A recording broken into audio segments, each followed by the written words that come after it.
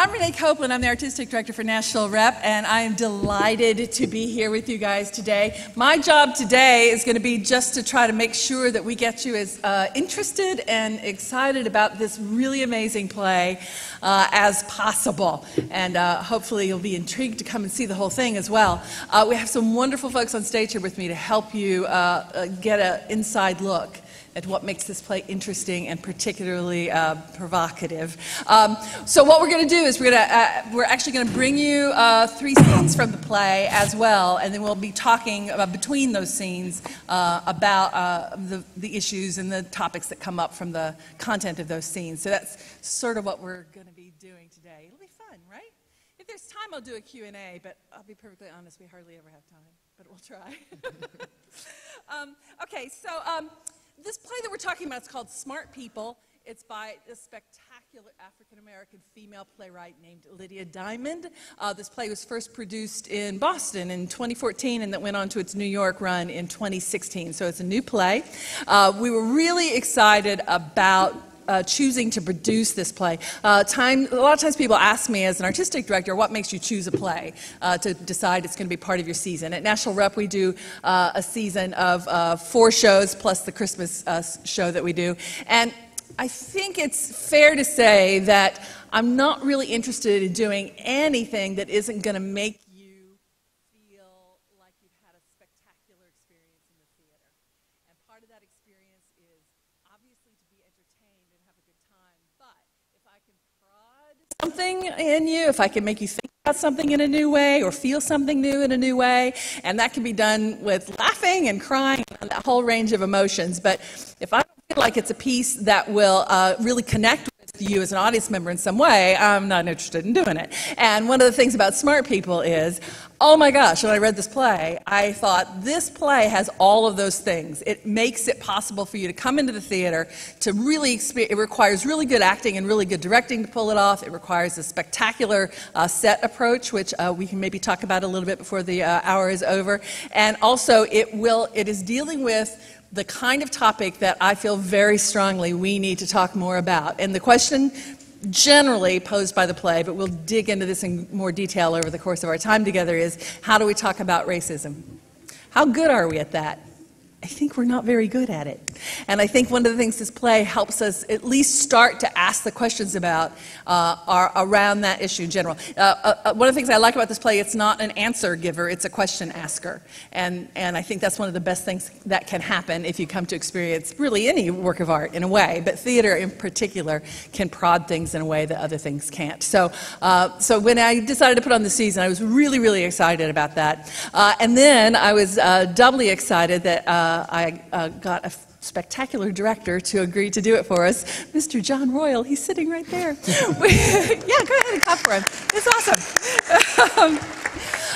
So what I'm going to do is, first of all, I actually want to introduce the actors that we have with us today. So please say a big hello to Sean Witzel over there on the far end. And we have we have Christine Lynn in the middle. And David Ian Lee there on the far side here. I feel like we're on a game show. And once again, if you haven't been to a Nashville Rep show, I think that, like, where have you been, first of all? And second of all, Nashville is blessed with a really, really amazing acting talent in this town, and so I'm very, very proud to have these guys agree to be on stage for us for this show. So I'm actually going to turn it over to Jon and let him talk for a sec about the play and help us get into the first scene. So Jon, hi. Hey, how are you? How is everybody out there? Good, good, good. So this first scene, I'm not going to talk about necessarily what the play is about. We do know that it's about racism. I will say this, that this piece is about failed communication. Failed communication because all of the characters, it's called Smart People, all of the characters are very insulated in their intellectual prowess or their proficiency in what they do for a living. So there are only 4 characters, and it's all about how those lives intersect with a through line of race. So we see them have multiple interactions where either people aren't listening or people are trying to communicate and just can't, like the first scene that we're about to see. So what I'm going to do is I'm going to set this up. Sean's character is, he is a surgical intern at Harvard Medical School. He works at the hospital, but he also, with some other doctors, he runs a free clinic, and this is part of his passion to help people in this free clinic and offer services and extend those. Christine's character is named Jenny, and she is a psychologist, and we'll just go from there and just tell you how that works out.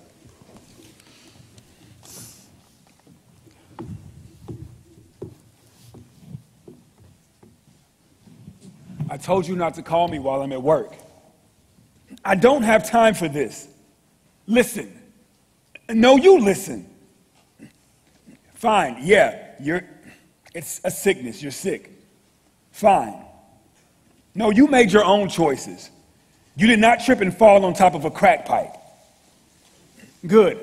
I'm glad you're straight now. That's great, Harold. I'm very proud of you. I just need for you to hear me clearly. You find a halfway house, you find your last crack hole and shack with her. You live in the fucking subway for all I care, but you will not drag all of that craziness into my mama's house. I will hurt you. I will come to mama's house and I swear to God, I will kill you. I will kill you in front of her and your boy if you bring any harm to this family. You got the money I sent? Yeah, 500. Hey, Harold, use it for food. Oh, we're not open yet. I'm sorry, your door was... Do you need any help? I called yesterday. Are you unsafe in your home? I don't think so. Are you here because someone or something makes you feel endangered in your home? Oh, God, no. Okay, I can show you to an examination room. No. I'm Ginny. You're Dr. Moore? Oh, yes, there it is on your... It was so nice of you to extend yourself like this. Nicole said to... So you read the documents that I sent over? You sent literature? Your nurse said... No. Assistant? Nicole. Nikki. She said that you would... The receptionist. Okay, she said that you would have I'm read... sorry, I would have? To prepare for our discussion. No. Read. Why? Okay. All right, I can walk you through it. Okay, so I spoke with Nicole. Nikki last Wednesday. This isn't going well. Here. So I don't have time to make this a big thing. You can leave samples on the counter. I'm sure someone will get back to you. We could really use the XR versions of your Zaxagliptin, whatever you have. I'm sorry? Samples, anything diabetes. You're welcome to leave brochures. I don't understand. You didn't bring samples? I think you think I'm with the pharmaceutical. No, I'm with the study. Nikki scheduled you? With the university? The university. Harvard. Oh, of course. Mm-hmm. The university. Yes. So, what do you want? Bodies. We're not a morgue. Alive ones, Asians, specifically your Chinatown traffic, for a study. We don't do studies. As a policy? Our patients aren't guinea pigs. I think you misunderstand. If you would just read No. You university people come here all the time. We're busy. We're trying to save lives. If you say so. Unless you have resources to offer. If you would just read. So presumptuous. Okay, I spoke with Nikki. Maybe you could just read the... Sure. I'll be sure to do that. You won't, but you should. Just do, please. Please.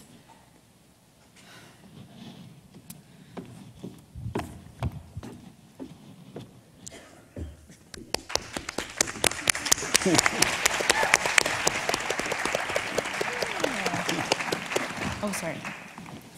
Yeah, they're communicating. Yeah, so John, why don't you launch this discussion about this? I'd love to know not only where this scene fits for you about where it fits in sort of the overall arc of the play, but sort of your response as an artist to this play and maybe as the director, sort of what your overall idea about what you're hoping to accomplish with it as well. So, small questions like that. No, it's good. It's good. I've been working on this play, I think probably since April. And so it's been, I've been talking. I cannot talk about it enough. I cannot read it enough. I cannot discuss it enough. It's also about things that are very important to me, which is, like you said, the conversation on racism, our collective conscious on racism, how we talk about it. And my biggest thing is the fact that no matter how smart you are, that doesn't make you exempt from actually having to do the messy work of actually having to communicate with other human beings. Vulnerability, listening, those things. There's not any level of education, money, any strata that can make us exempt from having to communicate with other people and have an honest exchange. And I feel like collectively, in our collective consciousness, we consistently, from my observation and my experiences, we are consistently missing each other. And just like these two characters here are right here, consistently missing each other, consistently meeting each other with expectations or assigning expectations, or you assign a story to someone that might not be their story. But we come into these interactions, and then, so yeah, people are trying to communicate, and no one's listening. No one's listening. There's a lot of talking at each other, but there's not a lot of listening. So in this piece, there is a character there's a neuroscientist who is trying to prove empirically that white people are racist. And it's really about where the other characters, how these relationships line up around the work that he is trying to get done in the world, plus this idea that they are all trying to have relationships with each other in a way or another, and that communication keeps falling. There's genuine listening in the piece, but that genuine listening is at a real premium, and you have to really, really hone in on it. And that's what I think the honesty of the piece really, really comes through. But otherwise, it really serves as a good example for all of us of what can happen when communication really, really is one-sided, or we're just communicating in a vacuum, which happens, I think, a lot collectively these days. Yeah, I like that that conversation is actually not just an intellectual exercise, because it's about the relationships, right? And so there's this whole emotional component to it as well. You guys over here having to play these roles, I'm curious whether anybody has a comment about that balance between the intellectual and the emotional, perhaps, like as you're approaching it as an actor. What's your response to it? What's your end to that? What do you worry about when you're playing these roles? And I don't care who wants to just jump in there and field something. Sure, I'll jump in. Well, I think these characters are really fun to play, because on one hand they're so intelligent and their work is so high level, and it can have such impact on society, and yet they're extremely impatient. I come in there and I expect that he's read the study. I'm from Harvard, so of course he would have read it, and there's so many assumptions, and so I think I hope it's fun for you guys to watch me not get what I want immediately.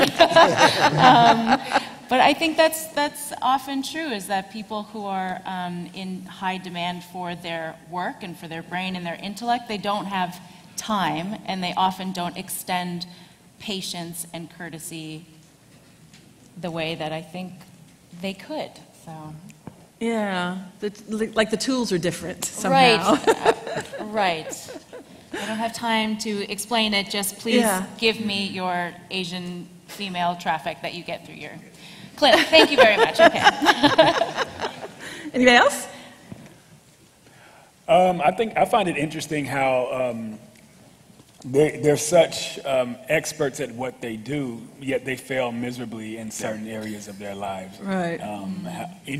With the communication sometimes, and being able to not only communicate with each other, but the people in the plays the people that we don't see in the play, the other characters that we reference, their struggle with communication with those people as well. Yeah.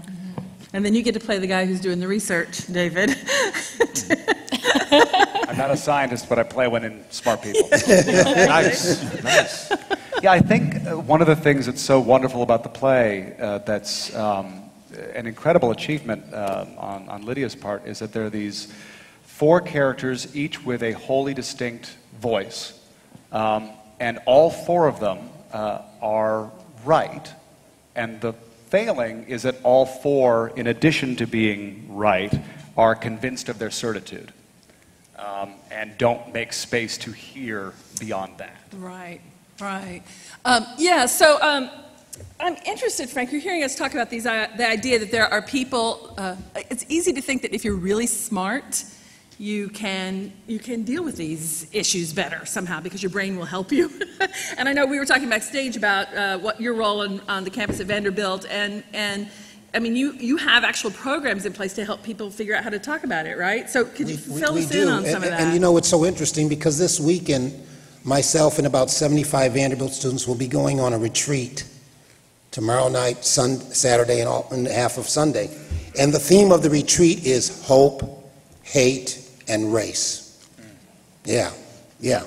And it's interesting because on Martin Luther King Day, we had our Vanderbilt Martin Luther King commemoration, which is a day-long series of programs, speakers, workshops, one of which I conducted.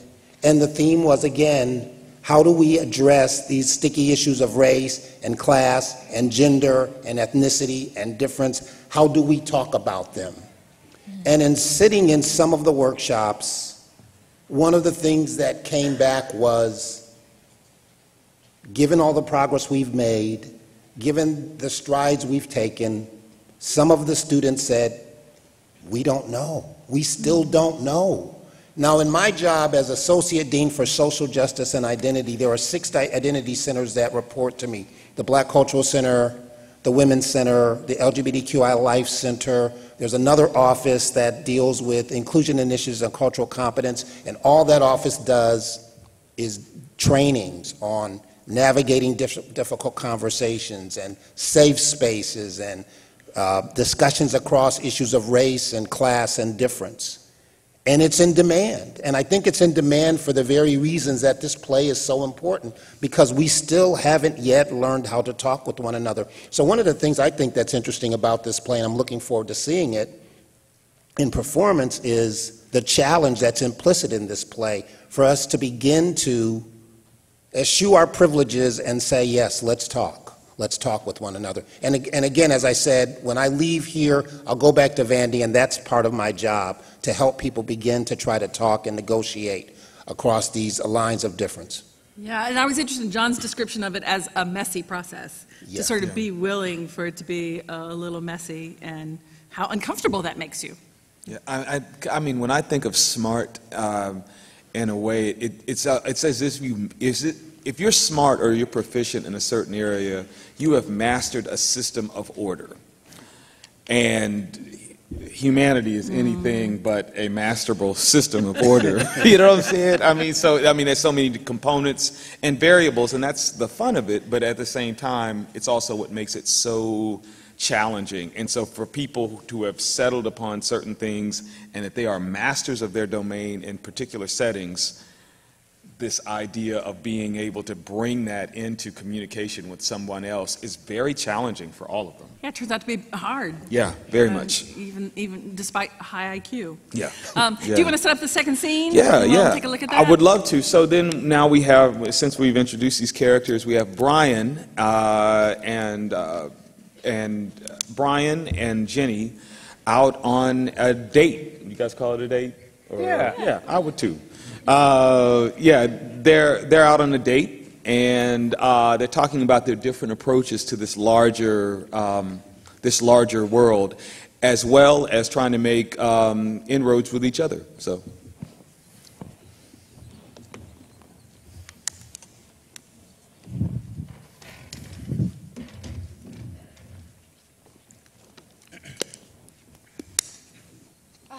I can't even imagine how few people in psych were studying anything Asian American 10 years ago.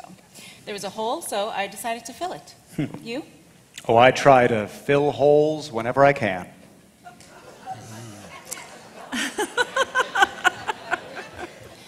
You came to this work, why? I'm not sure. You've had a squirrel or something trapped in a wall or a vent or something, yeah? You know, at first it's this sort of non-localized smell. It's unpleasant, just nagging around the edges. So maybe you need to take out the garbage, put a lemon in the disposal. So you do that, and then you run to whatever meeting or class you're late to. A little while later, you smell it again. It's faint. Maybe you're imagining it. So you spray a little Febreze. Go about your business. And then one day you get home, and it's just foul. It's putrid. And you know that something has died in the fucking wall.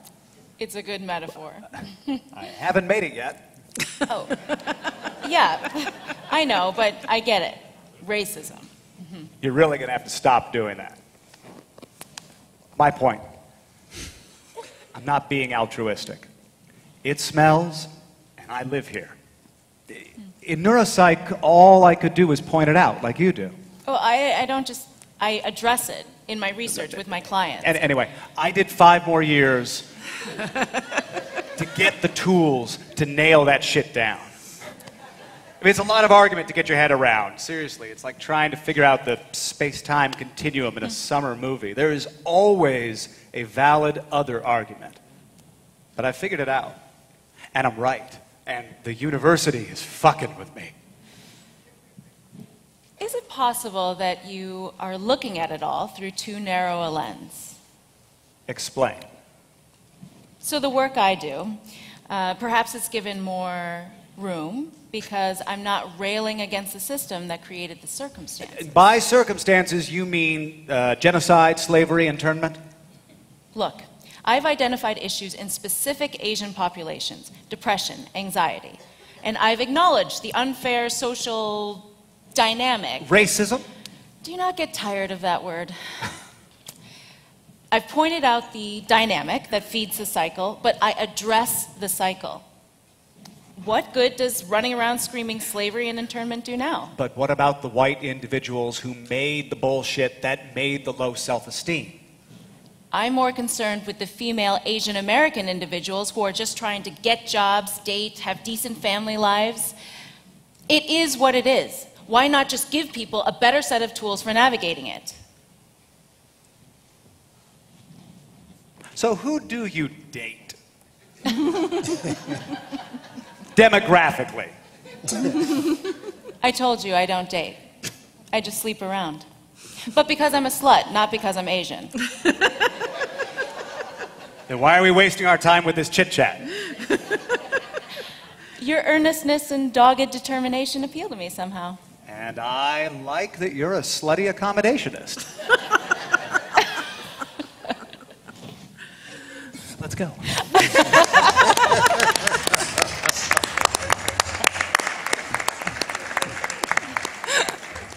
Oh, don't stop there. We want to know what comes next.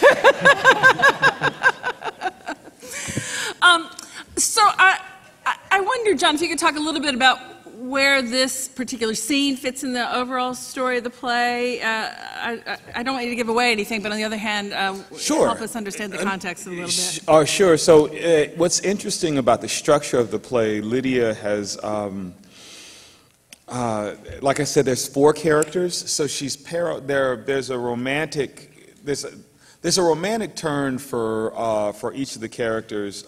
There's another actor who is not with us here today, who has a romantic relationship with Jackson's character, with Sean's character, Jackson.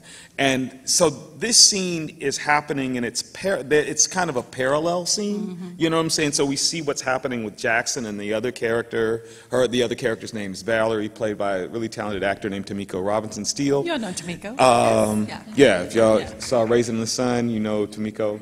And she's been in a ton of stuff. But also with David and Christine's characters at their restaurant, and so it's kind of a parallel between how this is going down, and we're seeing this failure of communication in action, in examples of it in both scenes, but then also people coming through crystal clear and listening as well.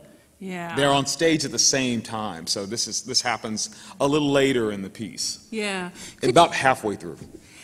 Does the fact that this play is actually set in the couple of years before Obama was elected have an impact on these things in your mind? What is the context relative to the political landscape? Very, very much so. Yeah. I think so. I think that I talked about this with the cast. I think I've talked with anybody who will listen. I think that we are living in.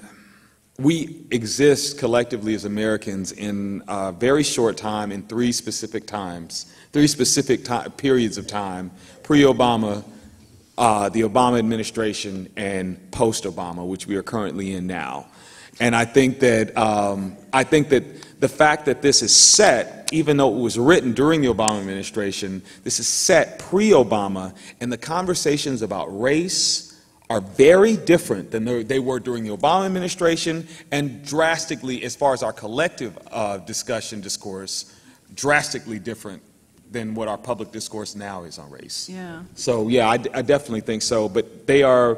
I mean, I wonder how his work would be received if it was later than that. You know, so I don't know. In the course of the play, his work turns out not to be terribly well received by Harvard as an institution, correct? Not at all. Yeah. Not at all, no. So I'm wondering, as someone that lives and works in the academic world, how have you found that sequence of history, pre-Obama, the Obama administration, and now? Can you talk a little bit about how that has affected our ability to have conversations in your world? Oh, absolutely, absolutely. And in some ways, and this was brought out last week when we were doing the Obama, the Martin Luther King celebration at Vanderbilt, we talked about the fact, and someone was talking about a sermon to white America. And someone in the audience said, well, indeed, the Obama presidency, those two terms, was indeed a sermon to white America.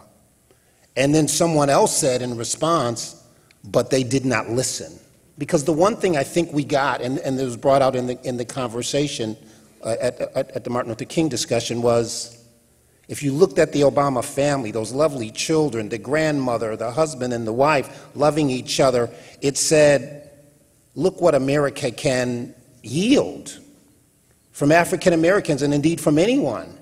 And then someone said, but look at the response. And so one of the things that I find that's compelling about this play, and the other thing is, I'm a dean on campus, but I also live on campus. I've lived on campus. We have a thing of faculty residence. I've lived on campus for 10 years.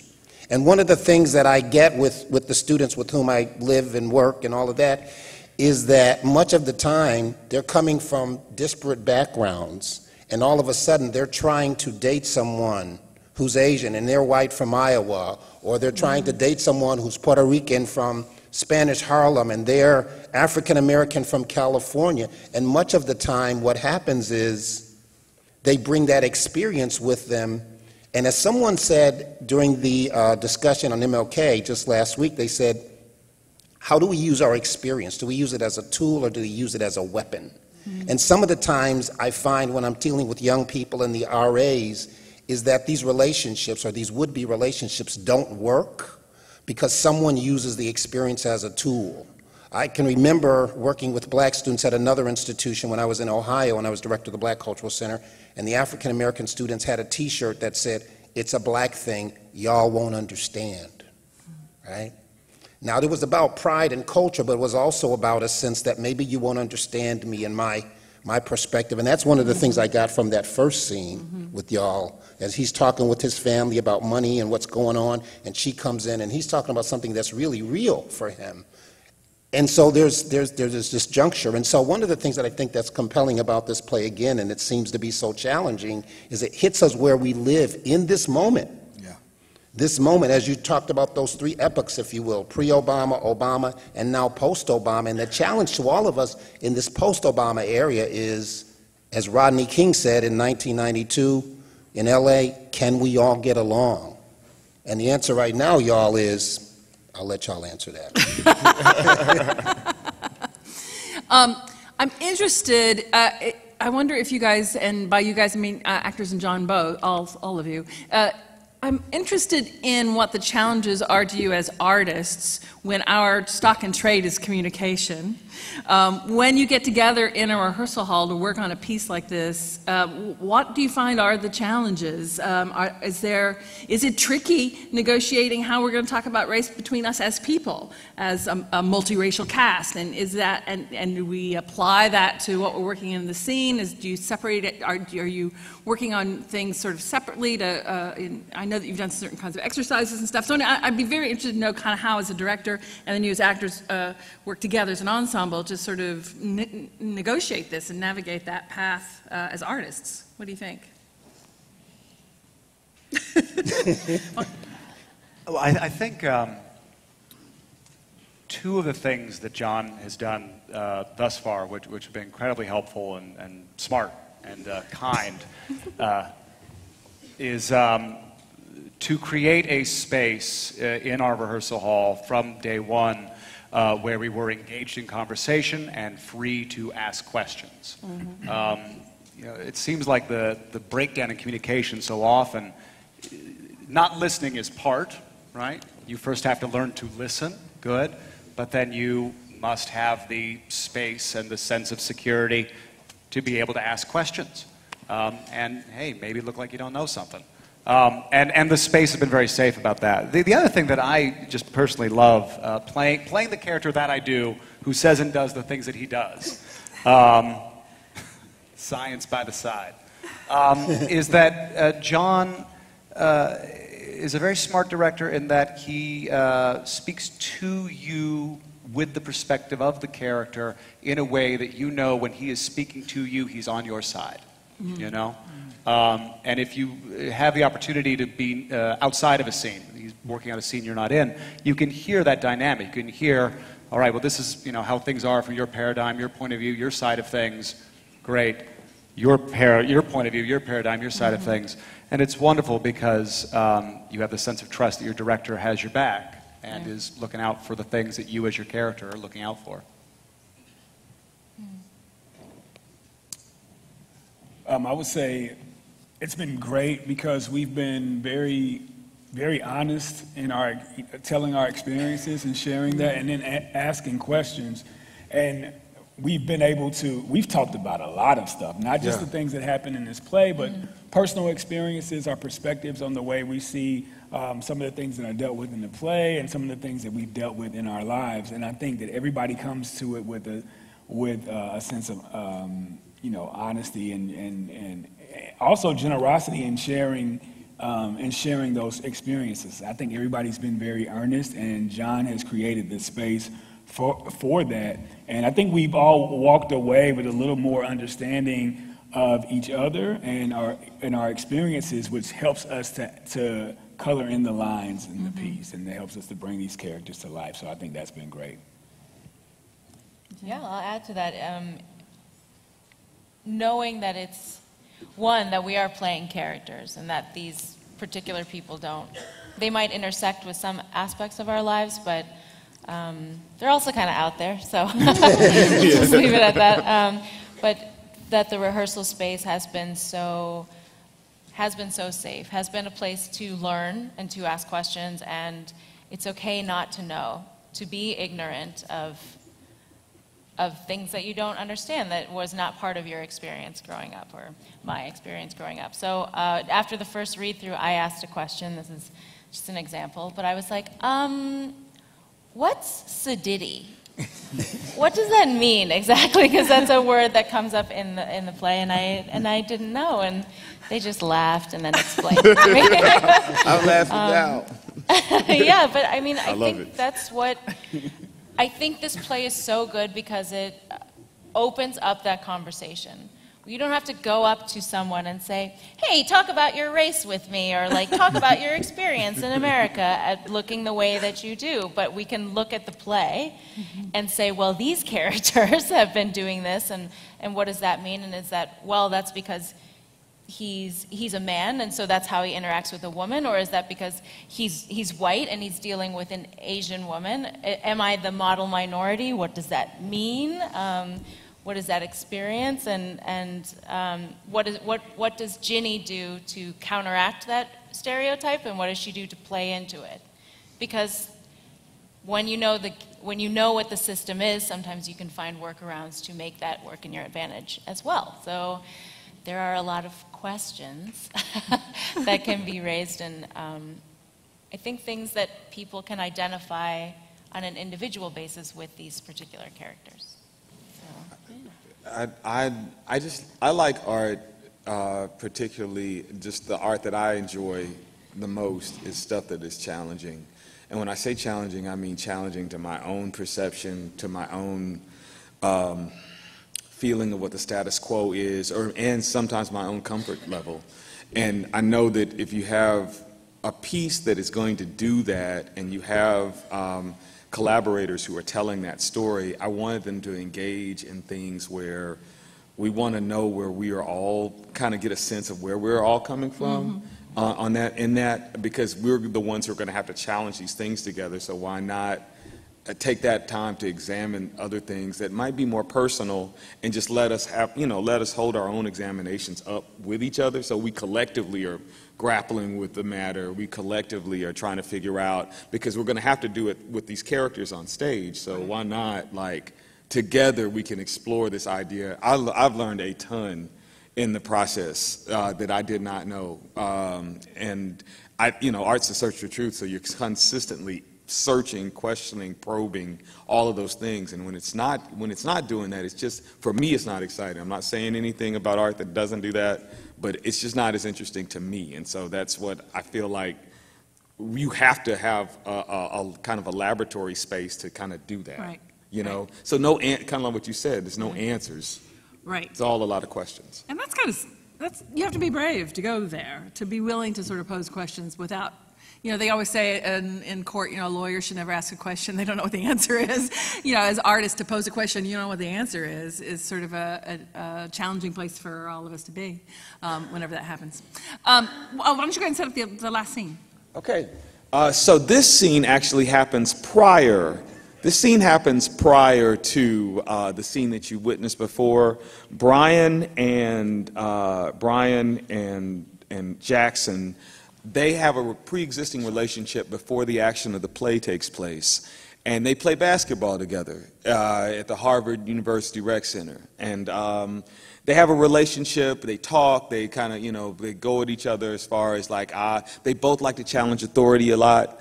But what's starting to happen, Brian is starting to become a little uneasy about his place at the university. He's starting to see signs that maybe the administration or his immediate supervisors are taking a different, have a different position on his work that might not be positive. So he's grappling with that.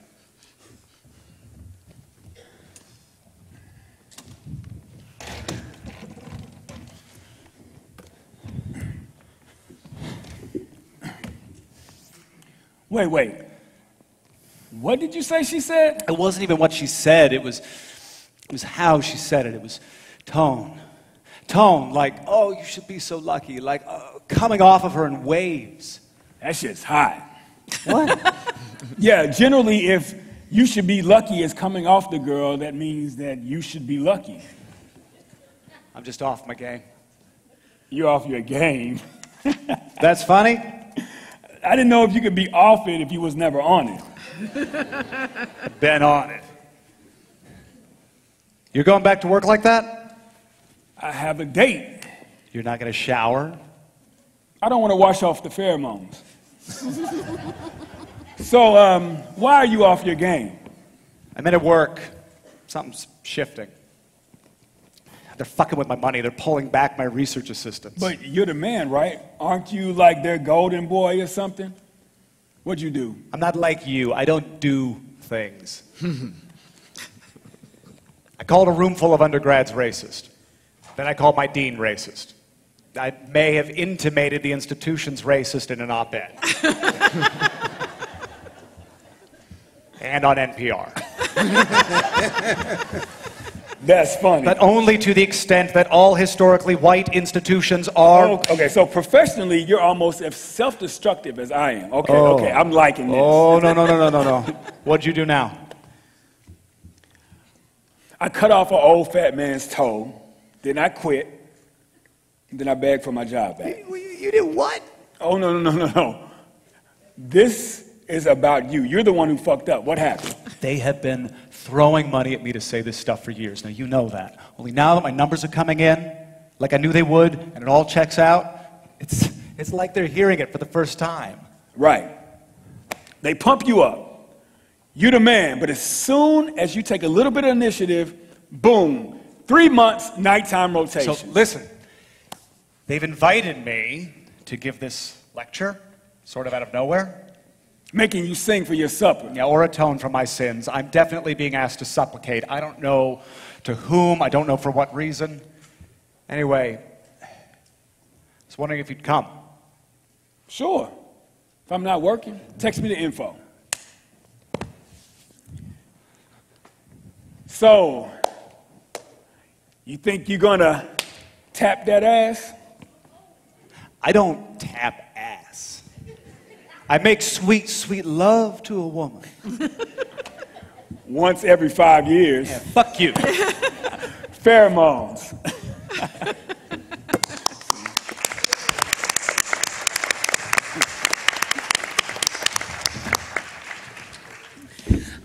I was wondering, Frank, in the work that you do at Vanderbilt, I think some of what's going on in this scene has to do with negotiating the tensions that we experience culturally on a one-to-one basis. So do you end up working with, you mentioned before about the sort of the mishmash of cultures that can happen.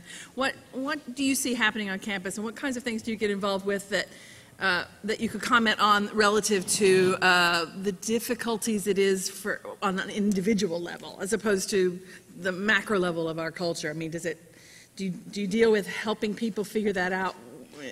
I do, and sometimes it's very, very disheartening, quite frankly, because students, as you know, young people keep it real. They really do.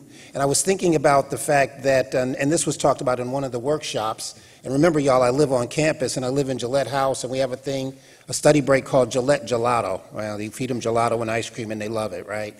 But this was during the primaries, and I had a group of young people who were talking about the primaries, and I had some Hillary supporters, and in jumps a Bernie supporter, and he's joining the group, and they're all talking about Hillary and Bernie, and guess what happened, y'all? This primaries, and another young kid comes in, and he wants to talk about politics, because they're talking about politics in the generic, but he and his family, they're Trump supporters. And these are 18 and 19-year-old guys, they're all young white guys, and they're talking about politics, and these other guys said to him, "You're not welcome in our group, bro. You're not welcome," and he left, and so I think that for me, I'm watching it. I'm the faculty head and the intellectual head of the house, and I've written books on race and racism and history and all of that, and I was like, whoa. And so I think that, again, for me, and I felt disappointed in myself, right? And I think that for me, the question is always the personal, right? Mm-hmm.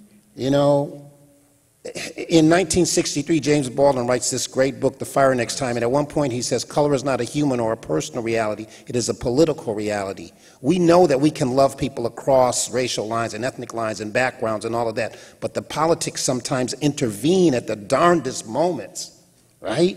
And all of a sudden, whoa, something happens. And so I think that again, this play is so real, and as I'm watching these actors, I'm thinking, I got to get some of my students here to watch this, because this will spark the kinds of conversations that we're trying to have. And indeed, I would say to all of y'all, commend this to some young folks, some college-age young folks, because they need to hear it. But the other thing is, and see it, but the other thing is we all need to see it and experience it, because we need these conversations. And again, that's what my work is about. Yeah. Can you talk a little then, based on the scene we just saw, sort of maybe expound a little bit about what that conflict comes to be between these friends and maybe the group? I mean, there comes a point where, in reading the play, I'm like, nobody's talking, I don't think they know what they're talking about with each other. And I'd love for you to kind of talk about what that ultimate conflict how that sort of evolves and where that comes from. Without giving away what happens in the piece, I think that I think it gets, everything that we've been talking to about this point, the insulation gets, you become more couched in your own position. You become more entrenched in your own position, if, you know, using that metaphor. And if you become too entrenched in your position, no matter who you are, no matter what your position is, no matter what your ideology is, if you become too entrenched in that and to the place where you become insulated in it and nothing can penetrate that, then it's disastrous to relationships. And you actually usually, as far as relationship, so we see by the end of this, we see relationships get fractured to the point to where they can't come back from them. There are two particular characters who can never come back from where they are. Actually, and so we see the relationships change because of not being able, or not even realizing that I'm a fish and I swim in water. Yeah. You know what I'm saying? I mean, that's really where we're at. You know what I'm saying? I mean, fish don't know the water that they're swimming in until you take them out. So it's a deal where not you have this intellectual shield that you feel like exempts you from actually having to do the real work and being vulnerable and doing the listening. We see a character not do that, and it has disastrous results as far as relationships are concerned. Yeah. So yeah, balance with humor though. So yeah, I mean, obviously you can tell it's quite. She's quite witty and funny writer, as well as being incredibly smart herself. Yeah. Failure sometimes is funny if it's not us. Yeah, it's fun to watch. There you go. The distance between, I mean, you know, watching somebody else fail. I mean, it's why people love Dick Van Dyke. I mean, you know what I'm saying? I mean, man, he's so clumsy. I am too, but it's not me today. You know what I'm saying? I mean, so I don't know. And I've got a question. I've got a question. And again, I deal with folks at Vanderbilt, students, faculty, and staff. Sometimes I think when we're doing these workshops that it's harder for smart people to be vulnerable because the shield is the intellect. You can always quote or cite or all of that and hide behind the credentials, and sometimes you got to let that go. And much of the time when I'm working with these young people who are the best of the best at Vandy, top 15 school in the country, right? Many of whom have been accepted at Harvard and Princeton. They decide to come to Vandy, the Harvard of the South, y'all. But the thing is, it's hard for them sometimes to let go of the intellect because they can hold on to that. And so I wonder if it is indeed harder sometimes for smart people or smarter people to become vulnerable. I think you might be onto something there, because the idea that there is that the process is going to be a messy one. Yes. If you're smart, you think, well, things shouldn't be messy in my life because I'm smart enough to keep it from being so, right? And you guys can speak to this. All these characters are high achievers. Yeah. I mean, ridiculously high achievers. So. Yeah, and all four characters are just like all associated with Harvard in some way. Yeah. They would all be described as intellectuals anywhere. And the idea that there is I think there's a false sense of I can control my world better if somehow you're able to control so many things, but not having the emotional tools sometimes doesn't seem to be a priority, perhaps. I don't know. I wonder if we're almost out of time, but I wonder if you could speak really briefly to what the visual idea about this play is, because it's really cool. Yeah, our set designer, we have some awesome collaborators on this show. Gary Hoff, if you've ever seen any other Nashville Repertory productions, he designs the sets. He's the resident scene designer for Nashville Rep. His approach, and I talked to him about cities, and I talked about how the urban feel is a collective. Actually, urban centers are collections of people, various and different kinds of people intersecting, but you can be in a bubble with people, but yet still be on your own little track. That's kind of how cities function to a degree. And so there are all these interactions where sometimes we communicate, and sometimes it's just a whole lot of people together not communicating. We started from there because I talked about this idea of failed communication. And what he has come up with, looking at Brian's words, I don't know if you guys have ever, if you guys are familiar with the IAT test. That they have at Harvard is measures implicit bias in so many different fields and areas of study. We have a projectionist. His name is Colin Peterson. He's a fantastic artist that I've worked with over a number of years. And Gary created this like machine-like apparatus that says urban, but also is a conductor for projections to fill the space. And so simultaneously, while you're experiencing this, you're also getting a taste of what it's like to take this test.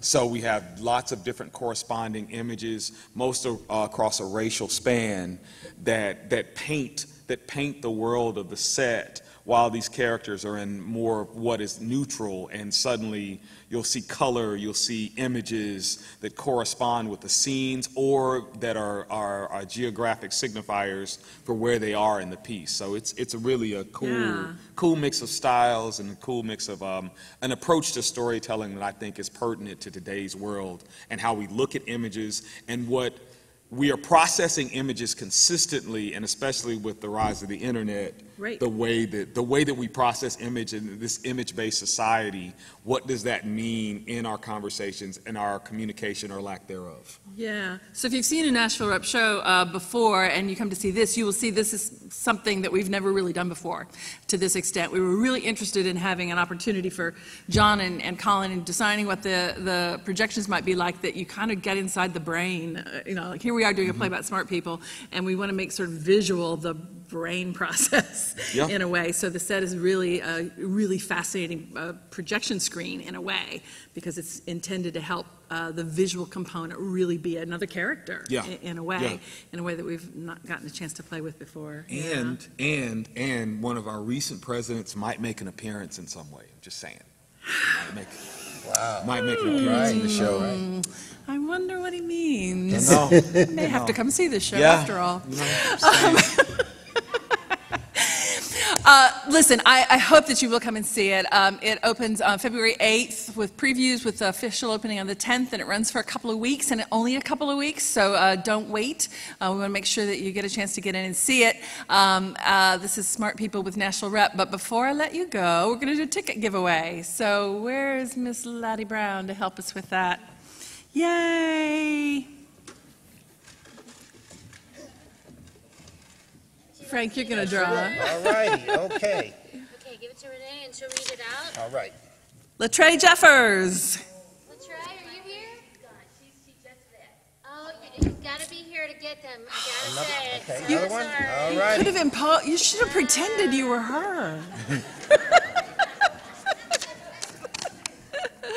Alana Fox?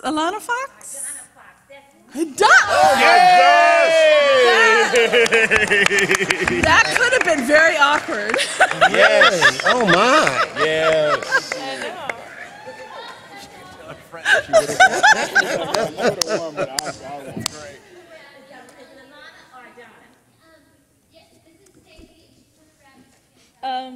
Okay. Adana. It looks like Adana. So Adana. sorry. Handwriting perception is not my strong suit.